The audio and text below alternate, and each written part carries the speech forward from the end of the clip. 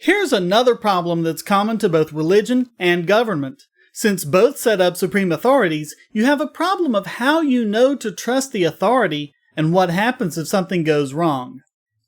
It all boils down to a phrase from the ancient Roman poet and political satirist Decimus Juvenalis, quis custodiet ipsos custodes, or who watches the watchman? Let's start with the most obvious example, Catholicism. You're not supposed to read the Bible yourself. Anything you need to know about it, your priest will tell you. Yes, people to this day are taught this in Catholic churches and schools. But this sets up a classic problem of who watches the watchman? What happens when the priest says something that's wrong? They can't. They're men of God. So what if they tell you something like evolution is false and we all came from Adam and Eve? Then it must be true. But the science says it isn't. Science doesn't know everything. Oh, but priests do? Sure, they're men of God. And so, you set up an authority that is supreme, that cannot be countermanded. Which can be a big problem if those very same priests start molesting choir boys. But it's not just Catholicism. It's pretty much all religion. There's a supreme authority, a preacher or a rabbi or an imam or whatever. Or there's a text from God that absolutely cannot be wrong, like the Bible or the Quran or the Book of Mormon. We've already covered this back in part 3. How do you know you've selected the right one? But this goes above that. Claiming that there even is one is the problem.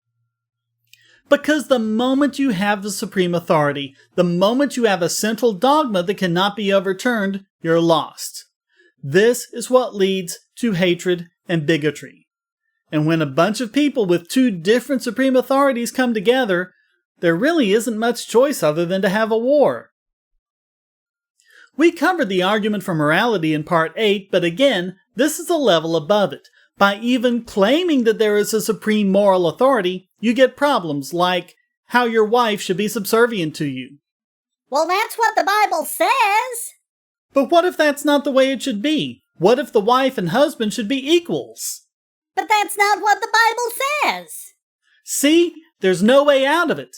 What about when God told Abraham to kill Isaac? That was a faith test. No, a faith test would be something like walking on hot coals or crossing a rickety bridge. That test is a test to see if someone is a psychopathic killer. But God told him to do it. But how do we check to see if God was right to do it? God is above such checks. He's automatically right. And that's the problem. God is an authority that cannot be countermanded. So anything he says, even kill your own son, becomes something you have to do. Because there's no one who watches the watchman. If anyone comes around and tells you that it's wrong, then they got something incorrect. You can't listen to them. You can't consider what they say, because nothing can go against the holy text or the priest.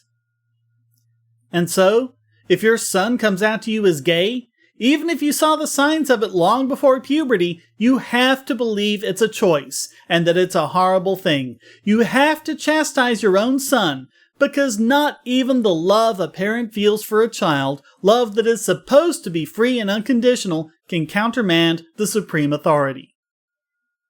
It's the power to question these edicts, these commandments, that has led us to progress to the point where you don't have to follow the words of priests. Women don't have to be subservient to their husbands, and psychopaths don't have to murder their children just because a voice in their heads tells them to.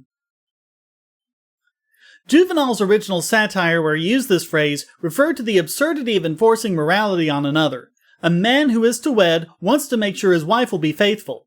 His friends tell him to lock her in the house and keep guards on her. He points out that someone will have to guard those guards, and then someone will have to guard those guards, and at some point you'll have to terminate the sequence. Whereupon the wife just skips all the middlemen and bribes the guards at the top. No matter how you set it up, there's always that single point of failure. And if it's problematic for an authority to be above people with religion, how much more so is it with the state? We need government to keep us in line. Well, who keeps government in line? And that's the problem. The best answer they have, such as it is in the case of democracy. Who keeps government in line? The people do. But I thought government kept the people in line. They do. So how does that work? Again, you have to terminate the sequence. But the minute you do that, you have problems. We need the state to make us behave. Debunked in Part 8. Well then, how would you do it? Part 5. But government works for the good of the people. Part 7. But government's just different. Part 2. Look, no matter what your excuse is, you just can't change the fact that you're giving government supreme authority. Authority that cannot be countermanded. But government's there to protect us. And what happens if they don't? Oh, don't be paranoid. What are you worried about? FEMA camps? You don't need jackboots and concentration camps for this to be a major problem. It can happen on an individual level and be just as bad. Kelly Thomas was a homeless man who suffered from schizophrenia. Cops with the Fullerton County Police Department in California were caught on camera, video and audio, beating him to death. Why? Because he wouldn't comply with their orders, even though it's clear he didn't understand, and he even asked for clarification. They beat him, tased him, and kicked him while he begged for mercy. He died later in the hospital. And none of these cops paid the price. If you or I did anything like that, we'd be in prison, probably for life.